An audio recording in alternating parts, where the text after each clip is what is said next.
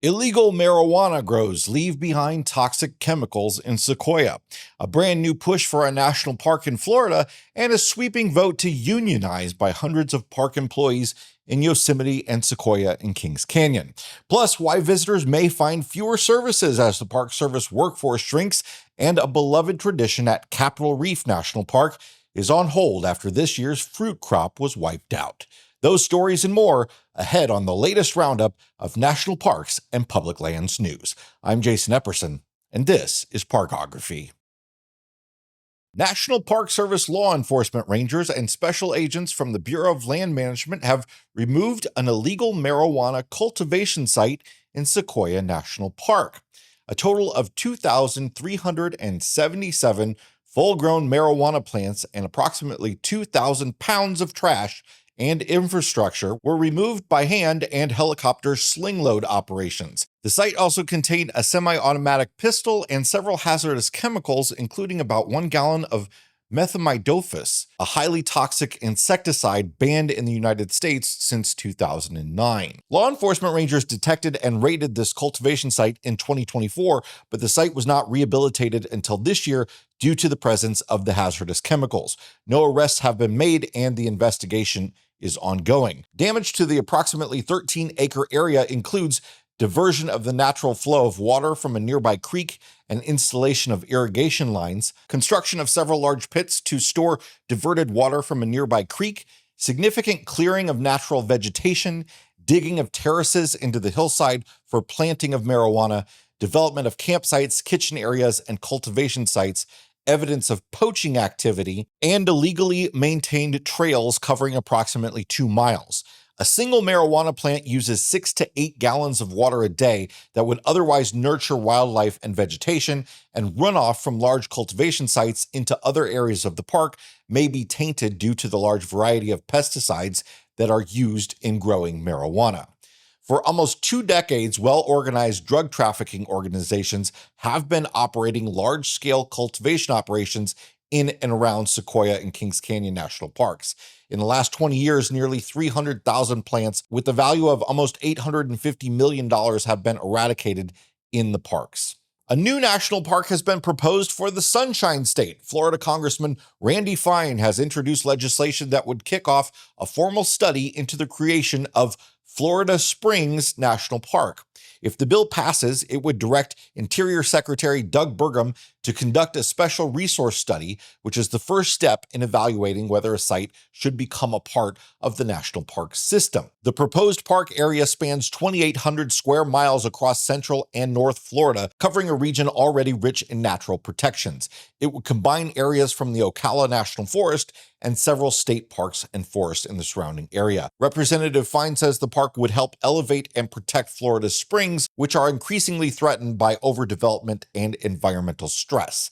If approved, the Department of Interior would have 3 years to complete the study. More in a moment, but first, this episode is sponsored by Slinky Stove. Slinky Stove is the patented collapsible fire pit that stays intact when packed. It's perfect for RVs and car camping or in your own backyard. It sets up in seconds, providing you with smokeless airflow rings and a clean burning fire. No more dancing around campfire smoke. Inexpensive and packed with extras, the Slinky Stove offers a 3-level cooking system that gives you flexibility, whether it's morning coffee or evening campfire chili. And with contained ash, cleanup's quick, just the way it should be on public lands. Order yours now at slinkystove.com or click the link in the description. Workers at Yosemite and Sequoia and Kings Canyon National Parks have overwhelmingly voted to unionize, according to a press release from the National Federation of Federal Employees. More than 97% of employees at both parks voted in favor of joining the NFFE during a summer election period from July 22nd to August 19th, when staffing levels were at their peak. That includes interpretive park rangers, researchers, firefighters, first responders, fee collectors, and other essential staff. Roughly 600 employees are now newly represented by the union, bringing these parks in line with others like Yellowstone, Cuyahoga Valley, and Gulf Islands National Seashore, which all have already organized workforces. Quote, by unionizing, hundreds of previously unrepresented employees have obtained a critical voice in their workplace, said NFFE President Randy Irwin. The move comes amid rising concerns about staffing shortages, reduced budgets, and threats to workplace protection for federal employees. The NFFE says it intends to fight for more resources and improved working conditions for those stewarding public lands. The news comes as an internal National Park Service document, first reported on by the New York Times, suggests national parks across the country may be reaching a breaking point. Quote, staff are overwhelmed, conditions are deteriorating, and visitors are being left without the services or protections they count on, said the National Parks Conservation Association in a release. President Donald Trump's administration's efforts to reduce the federal workforce have resulted in losing about a quarter of the National Park Service's permanent workforce to date. The administration is also lagging on its pledge to hire nearly 8,000 seasonal staff, with just over half of those positions filled so far this year, and the main season is over. In response to Secretary's Order 3426, entitled Ensuring National Parks Are Open and Accessible, every park unit was required to update their operational status by July 25th. While not all parks submitted data by that date, the information included revealed widespread impacts due to staffing cuts. 90 national parks reported staffing impacts over the last several months.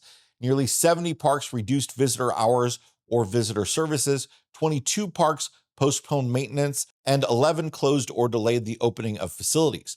The report shows that parks like Joshua Tree and Yosemite are struggling with search and rescue, law enforcement, and basic medical services, while some parks have no maintenance staff at all. Some seasonal roads, trails, and campgrounds, like those at Sequoia and Kings Canyon, remain closed due to unaddressed damage. Though the Trump administration's push to reduce the federal workforce has exacerbated the problem, it's not entirely new. The National Park Service workforce has been shrinking for the past decade, and many of these problems have been cropping up over the past decade. The internal report shows several difficult situations for the Park Service, including the fire management team is down to one person at Cumberland Island National Seashore in Georgia.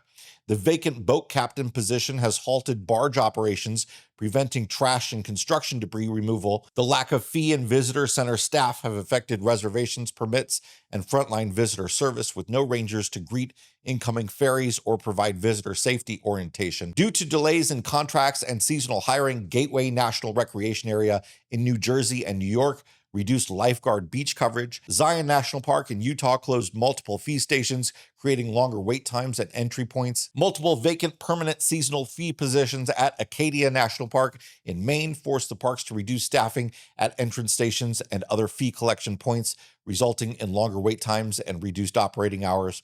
Blue Ridge Parkway was forced to close its Rocky Knob Visitor Center in Virginia for the 2025 season. The Buffalo National River in Arkansas scaled back visitor services across the board, with reduced hours at its entrance station and main visitor center.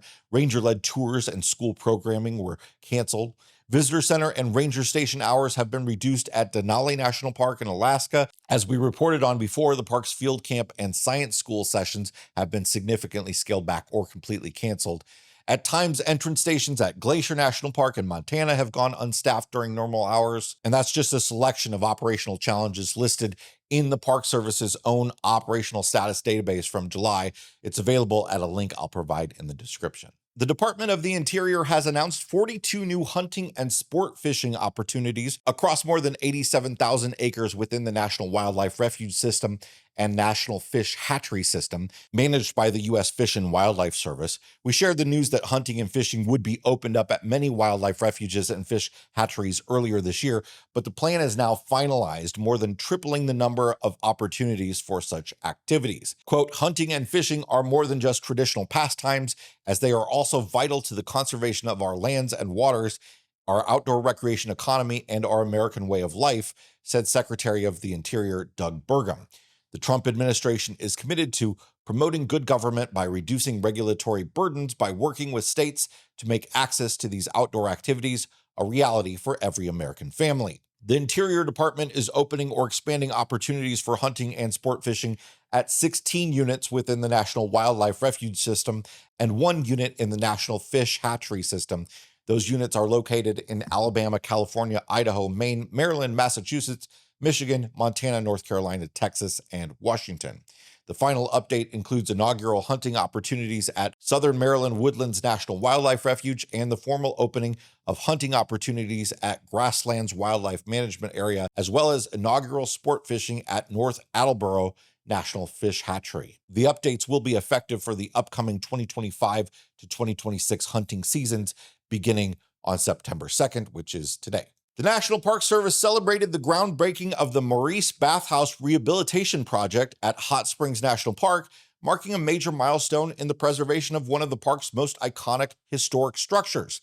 The project is made possible through an investment of $31.6 million from the Great American Outdoors Act Legacy Restoration Fund. Built in 1912 and closed since 1974, the Maurice is the last of the historic Bathhouse Row buildings to undergo rehabilitation, focusing on critical safety upgrades and restoration of key historic features, enhancing the building's appeal to future leaseholders while reducing long-term maintenance costs. In addition to the rehabilitation of the Maurice Bathhouse, critical repairs are also being made at the Buckstaff, Libby, and Fordyce bathhouses. The park's successful historic leasing program has transformed other bathhouses into vibrant visitor destinations, including a boutique hotel, a spa, a children's museum, and a microbrewery that uses the park's thermal spring water. On Friday, August 29th, the South Rim Road in Black Canyon of the Gunnison National Park reopened to the public after it was closed due to the South Rim wildfire. Visitors are now able to drive the entire South Rim Road, access all the park overlooks, and experience the visitor center and the park store. The park says visitors can see for themselves the forces of nature and the mosaic of burned and unburned vegetation. The park will also return to being open 24 hours a day with no nighttime closure. The following areas will remain closed until further notice in the park: the East Portal Campground and East Portal Road, the South Rim Campground, and various trails and wilderness routes accessed from the South Rim and East Portal. Entering burned areas in the canyon is prohibited primarily due to the extreme safety risk from dead and downed trees and rockfall. Within all burned areas, root systems and sharp stubs create trip hazards, and pockets of ash can cause unstable footing. Park operations have returned to normal on the North Rim. The ranger station there is open as staff is available. The campground trails and overlooks there remain open and accessible. The North Rim trails and wilderness routes are all open. A beloved tradition at Capitol Reef National Park, picking heirloom apples, peaches, pears, and apricots from historic pioneer-era orchards, isn't happening this year, according to a report from National Parks Traveler. That's because an unusual weather pattern wiped out more than 80% of the park's fruit crop, according to park officials. Capitol Reef's orchards, planted by Mormon settlers over 140 years ago in the Fruita district, bloom each spring, attracting visitors for you-pick opportunities from late summer into the fall. But this spring, a warm spell triggered the earliest bloom in 20 years, only to be followed by 2 damaging cold snaps that killed most of the blossoms, and there's no fruit available to pick this year. People often make jokes about fake spring, but meteorologists actually do refer to this type of weather pattern as false spring, and it's becoming more common. According to NOAA, temperatures in Capitol Reef spiked to 71 degrees on February 3rd, and April brought highs in the 80s, followed by freezing lows just days later. Although smaller harvest losses have happened in the past, what's especially unusual this year is that every fruit variety was affected. Still, the park's orchard legacy lives on, and visitors can still stroll through the historic groves. Just don't expect any fruit this year.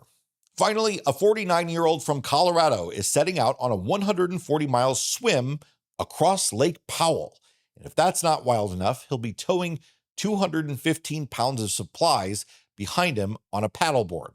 Shane Schaefer began the expedition today, September 2nd, and will be swimming about 14 miles a day for 10 days straight from sunup to sundown. He'll be entirely self-supported, pulling the floating rig via a boom pole strapped to his waist. A friend is following him for his safety and documenting the trek on Instagram. He only started seriously training a few months ago after an 18-year break from swimming. He estimates 200,000 shoulder rotations will get him to the finish line. That's it for this week's National Parks and Public Lands News. If you got something out of this episode, we hope you'll like it, subscribe, and we'll see you next time. Bye, everybody.